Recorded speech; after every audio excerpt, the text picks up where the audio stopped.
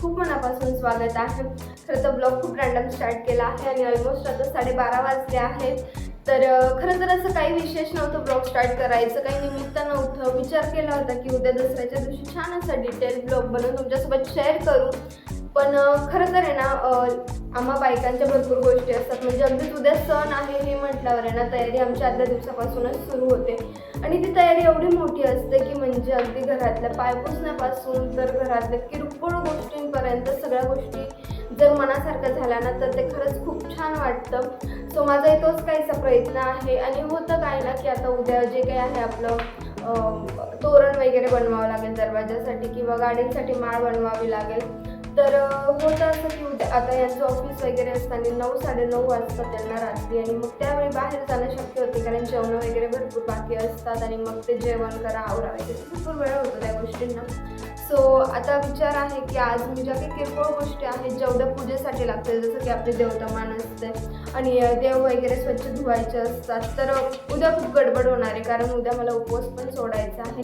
जे काही आपल्या देवी मातेचा आपण कळस भरला तर त्याला नैवेद्य सुद्धा दाखवायचा आहे आणि मग उद्या परत तो स्वयंपाक, परत घरातली लगबग, मग छोटी मोठी रांगोळीच काढणं आहे किंवा तोरण बनवणं आहे किंवा अजून म्हणजे रांगोळीचे कलर वगैरे सुद्धा आणायचे आहेत आणि त्यासाठी सुद्धा बाहेर जायचं आहे। तर उद्या ऑलमोस्ट 1-1.5 तास तिकडे जाणार आहे बाहेर छोट्या किरकोळ गोष्टी आणण्यासाठी।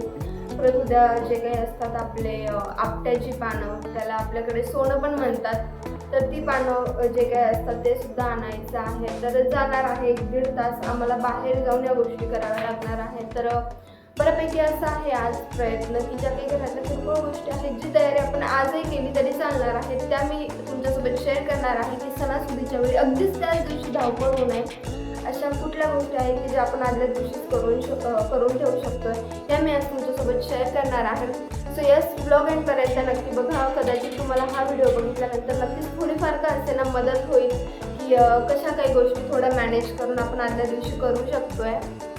सो ठीक आहे, आता सगळ्यात आधी तर घरात असं माझं जे काय होतं ते आवरून झालं आहे, त्यानंतर मी ब्लॉग स्टार्ट केला आहे आणि सगळ्यात आधी सकाळी देवपूजा वगैरे झाली होती, पण मग जे काही आहे ते देवाऱ्यातली आरती किंवा देव वगैरे ते आजच मी छान असे पितांबरी असेल किंवा भया पावडर किंवा काही लोक लिंबू वगैरे लावून धुत असतात, तर ते मी आजच करून ठेवणार आहे। म्हणजे उद्या अगदी घाईघाईत देवपूजा जरी झाली तरी चालले, म्हणजे असं खूप मला असं एकदम डिटेलमध्ये किंवा डीप क्लिनिंग करावी नाही लागणार।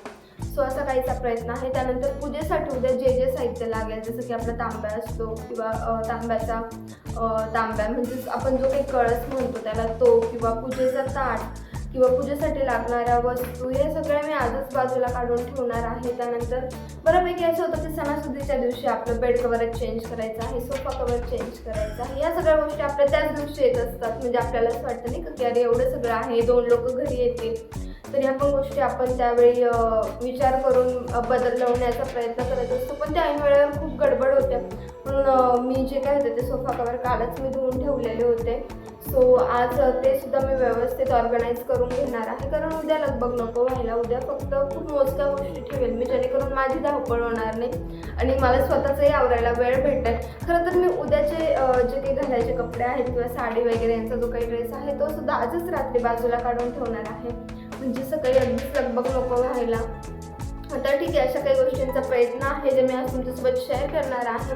सो आजचा ब्लॉग लेडीजसाठी खूप हेल्पफुल राहील कारण खरं तर त्यांची सणासुदीला खूप लगबग असते, खूप धावपळ होते आणि मग त्यात बऱ्यापैकी चिडचिड पण होते आणि स्वतःच्या गोष्टी मिस होतात। त्यापेक्षा आपण शक्य होईल ती तयारी आपण आधीच करून ठेवूया, म्हणजे जे काही आहे ते बाकीच्या गोष्टी ज्या खूप क्षुल्लक आहेत किंवा ज्या खूप मोजक्या गोष्टी आहेत ज्या आपण वेळेवरच करू शकतोय, जसं की देवपूजा मी आज केली तर उद्या करू शकत नाही असं काही नाही की मला उद्याही करावीच लागणार आहे किंवा घरं झाडायची पुसायची हेही मला आज जरी करून ठेवलं तरी ते मला उद्याही करावंच लागणार आहे।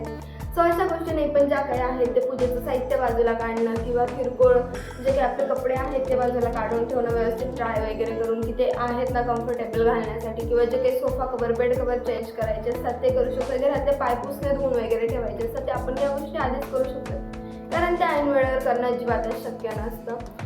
तर ठीक आहे, आता मी जे काही आहे ते सिंकजवळ मी देवतमान वगैरे जो काही पूजेचा ताट आहे तो काढून ठेवला आहे, आता मी ते क्लीन करते। त्यानंतर विचार चालू आहे की उंबरठ्याचं लेपन वगैरे आजच करून ठेवू, म्हणजे उद्या फक्त रांगोळी काढायचं राहील, पण मग बघू ते अजून माझं फायनल नाही झालं आहे कसं काय होतं ते। आणि अजून ज्या काही गोष्टी असतील त्या सुद्धा सो ठीक आहे. आता जे काही आहे ते देवतामान वगैरे धुण्याआधी मी इकडे छान असं ऊन आलेलं होतं. सो तुम्हाला एक वेळा गॅलरीचा व्ह्यू देते. आणि रूममध्ये एवढं उजेड येत होतं. सो देवारा इतका प्रसन्न वाटत होता आणि घरात खूप असं छान वाटत होतं. ऊन असलं ना की घरात बऱ्यापैकी फ्रेश वाटतं.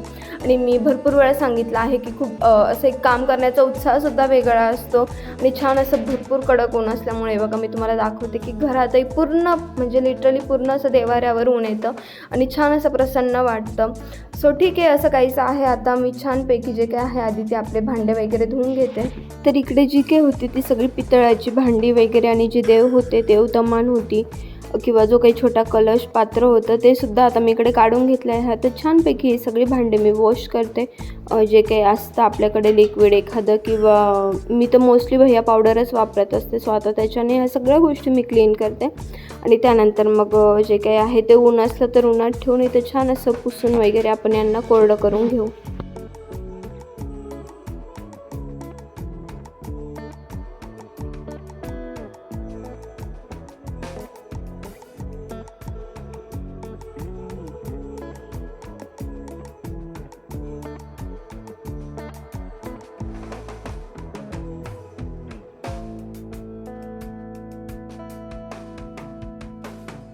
सो ठीक आहे, जे काही आपले उद्याच्या पूजेसाठी लागणारे किंवा देवाऱ्यातले देव वगैरे होते ते आवरून झाले आहेत. आता ऊन तर गेलं आहे. ॲक्च्युली ऊन 12-12:30पर्यंतच असतं गॅलरीत, एक 20-1 मिनटं किंवा अर्ध्या तासासाठी. आणि आता जे काही आहे ते हे सगळ्या गोष्टी मी छान असं कापडने पुसून घेते आणि व्यवस्थित कोरड्या करून घेते. कारण हे अशाच जर ओल्या ठेवलं तर यांना डाग पडतील. सो सकाळी देवपूजा झाली होती म्हणून मी आता परत देवपूजा वगैरे नाही करणार, पण देव्हारा वगैरे पुसून घेतला, देव्हाऱ्यातलं कापड चेंज करून घेतलं आणि जे काही होते आपले देव ते व्यवस्थित मांडून घेतले. आणि दिवा वगैरे आता मे बी निघलाच लावेल. आता दिवा वगैरे काही लावणार नाही कारण सकाळी माझी पूजा झाली होती. फक्त हे क्लीन करायचं होतं मला, त्यासाठी मी परत ह्या सगळ्या गोष्टी काढलेल्या. सो ठीक आहे, आता ह्या ज्या काही गोष्टी होत्या त्या ठेवून झाल्या आहेत. आणि आता पूजेचा ताट वगैरे जे काही आहे किंवा याच्यात लाल कापड ते मी आता इकडेच बाजूला ठेवते. सो ठीक आहे फ्रेंड्स, जी की आपली बेसिक तयारी होती ती करून झाली आहे. म्हणजे जे की देवपूजेचं साहित्य वगैरे काढायचं होतं ते काढून ठेवलं आहे. माळा वगैरे तर उद्याच बनवेल मी. त्याआधी जे की आपले वात असते फुलवात वगैरे ती पण बनवून ठेवली आहे. थोडंसं दारात दिवा वगैरे लावण्यासाठी किंवा तेलाचा दिवा लावला तर ज्या काही आपल्या लांब वाती असतात त्या पण बनवून झाल्या आहेत. आणि उद्या दसरा आहे. सो उद्याच्या दिवशी जे काय असतं ते सरस्वतीचं पूजन केलं जातं. आणि खरं तर विचार केला की रांगोळी वगैरे काढणं शक्य होणार नाही. त्यापेक्षा मी जे काही आहे ते एक छान असं माझ्याकडे बेस होता हा. तर या बेसवर मी आता जे काही आहे ते सरस्वती मातेचं जे काही आपण रांगोळी काढतो, मला ॲक्च्युली माहिती नाही की त्याला काय होतं, पण जे काही आपण सरस्वती मातेचं चित्र काढत असतो सो ते काढून घेते. म्हणजे उद्या पूजेला मी डायरेक्ट हेच ठेवेल तिकडे. तर ठीक आहे, आता हे मी काढते आणि तुमच्यासोबत शेअरही करते की मी हे कसं बनवते आहे. याच्यासाठी ना हे बनवण्यासाठी माझ्याकडे एकदम प्लेन बेस होता. हा ॲक्च्युली केकचा बेस आहे, बट हार्ड असल्यामुळे तुम्ही पूजेला इझिली ठेवू शकते म्हणून मग मी हीच वस्तू घेतली आहे. आणि सिंपल आता मी याच्यावर एक बेसिक कलर देते आणि त्यानंतर जे काही आहे ते व्यवस्थित काढून घेते ते सरस्वतीचं. आणि तर याला बनवणं अगदी सिंपल प्रोसेस आहे, काहीच नाही. फक्त याला एक तुम्ही घरात पाटी असेल, एखादा बोर्ड असेल किंवा साधं पृष्ठ जरी असेल, आपण भरपूर असे पार्सल मागवतो तर तो छान गोल किंवा चौकोनी आकारात कट करून घ्यायचा आहे.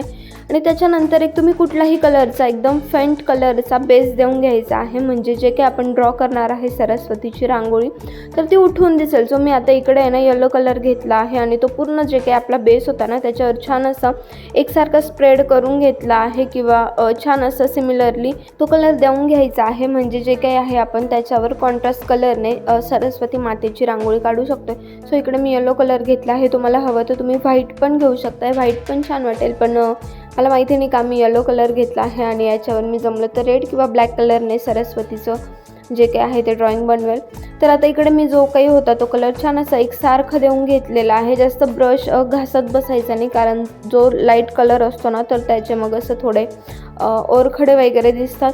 तर ठीक आहे, आता कलर वगैरे देऊन झाला आहे. मी याला जरा वेळ वाळवून घेते आणि छान असं त्याच्यानंतर मी याच्यावर जे काय आहे आधी पेन्सिलने ड्रॉ करून घेते, कारण मग मला डिरेक्ट ते ब्रशने काढता नाही येणार किंवा ते थोडं लाईन्स वगैरे क्रॉस वगैरे होऊ शकतात, म्हणून मी आधी इकडे पेन्सिलने ड्रॉ करून घेते. तर ठीक आहे, पेन्सिलने ड्रॉ वगैरे करून झाला आहे आणि थोडं ओलंच होतं मी तसंच केलं. आणि तर मग आता मी याच्यावर आहे ना ब्लॅक कलर यूज करते ॲक्च्युली. सो मी आता ब्लॅक कलरने याच्यावर जे काय आहे ते सरस्वतीचं ड्रॉइंग बनवून घेते.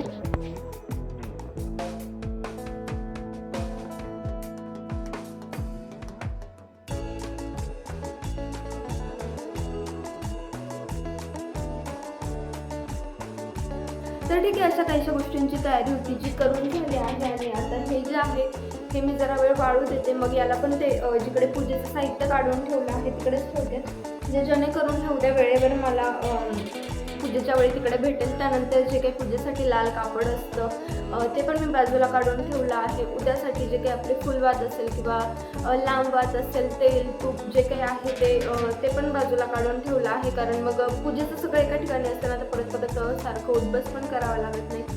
आणि त्या ठिकाणी मी म्हणजे आता लास्ट टाइम पण ज्यावेळी आषाढी एकादशी होती त्यावेळी माझ्याकडे विठ्ठल रुक्मिणीची मूर्ती नव्हती किंवा फोटो नव्हता. सो त्यावेळी मी माझ्याकडे जे काही साहित्य होतं त्यातच मी ते बनवलं होतं आणि त्याची पूजा केली होती.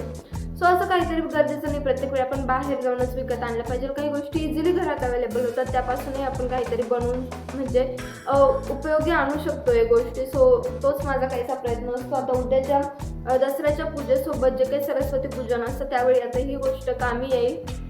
आणि खरं तर आधी असायचं की ज्यावेळी ती शाळेची पाटी वगैरे असायची, मम्मी त्याच्यावरती रांगोळी काढायची किंवा त्याच्यावरती पेन्सिलने काढून त्याची पूजा वगैरे करायचो. पण मग ठीक आहे, माझ्याकडे जे होतं त्याने मी आता ते छान असं ते बनवून घेतलं आहे सरस्वती मातेचं पूजेसाठी. आणि आता ठीक आहे, बाकी थोडी छोटी मोठी तयारी राहिली आहे, जसं की सोफा कवर वगैरे टाकायचे आहेत. आणि मेन म्हणजे घराचं तोरण बनवायचं आहे, गाडींसाठी माळा बनवायच्या आहेत, ते उद्याच बनवणं होईल. कारण आज वगैरे ते फुलं वगैरे काही आणलेले नाही अजून, की मी ते बनवून फ्रीजमध्येही ठेवू शकली असती. पण मग ठीक आहे, थोडाफार वेळ काढेल मी उद्या आणि उद्याच त्या गोष्टी बनवेल. सो ठीक आहे, असं काहीसं होतं आपला आजचा ब्लॉग, ज्यात मी खूप छोट्या मोठ्या गोष्टी शेअर केल्या आहेत तुमच्यासोबत. सो आजचा ब्लॉग तुम्हाला कसा वाटला मला कमेंट करून नक्की सांगा. आणि या छोट्या मोठ्या गोष्टी तुम्ही सुद्धा किंवा या छोट्या मोठ्या टिप्स तुम्ही सुद्धा यूज करा, जेणेकरून तुमची जी काही धावपळ आहे ती पूजेची ती होणार नाही. म्हणजे खरं तर आहे ना, आता उद्या दसरा आहे आणि भरपूर असे एक्साइटमेंटसोबत भरपूर असे कामं पण असतात आणि मोस्टली 90% कामं हे आपले लेडीजवरच असतात. म्हणून आपणच आपली तयारी आधी करत राहिलं ना तर ऐन वेळेवर आपली धांदळ उडत नाही किंवा मग आपली चिडचिड होत नाही. कारण बऱ्याच वेळी असं होतं की कामाचा लोड आला ना की साहजिकच माणसाची चिडचिड वगैरे होत असते. आणि आता या गोष्टी मला सुद्धा कळत आहेत. ज्यावेळी आईच्या व्हायच्या या गोष्टी त्यावेळी मी म्हणायची की काय असतं आहे तुझं प्रत्येक गोष्टीत असं थोडं सणासुदीचं तो एन्जॉय करत जा ना, तू कशाला गोष्टींचं एवढं टेन्शन घेते. पण कितीही नाही म्हटलं तरी ते टेन्शन येतं की नाही सगळं व्यवस्थित झालं पाहिजे. कारण ते आपल्या वर्षाकाठावर अगदी मोजकेच सण असतात आणि वर्षातून तो सण एकच वेळा येणार असतो, म्हणून बऱ्यापैकी एक्साइटमेंट असते. तर ठीक आहे, अशी काहीशी तयारी होती आपली उद्याच्या पूजेसाठी जी करून झाली आहे. बाकी मला आता आठवत नाही आहे, जे जसं जसं आठवतं तसं तसं त्या गोष्टी मी करत जाईल. सो ठीक आहे, इथपर्यंत ब्लॉग बघितला असेल तर व्हिडिओला लाईक शेअर कमेंट नक्की करा. आणि जर तुम्ही आपल्या चॅनलवर नवीन असाल तर प्लीज आपल्या चॅनलला सबस्क्राईब करायला विसरू नका. आणि हो, तुमच्या फॅमिलीमध्ये फ्रेंड्समध्ये सुद्धा आपले हे व्हिडिओ शेअर करा. सो ठीक आहे, thank you so much for watching. Bye.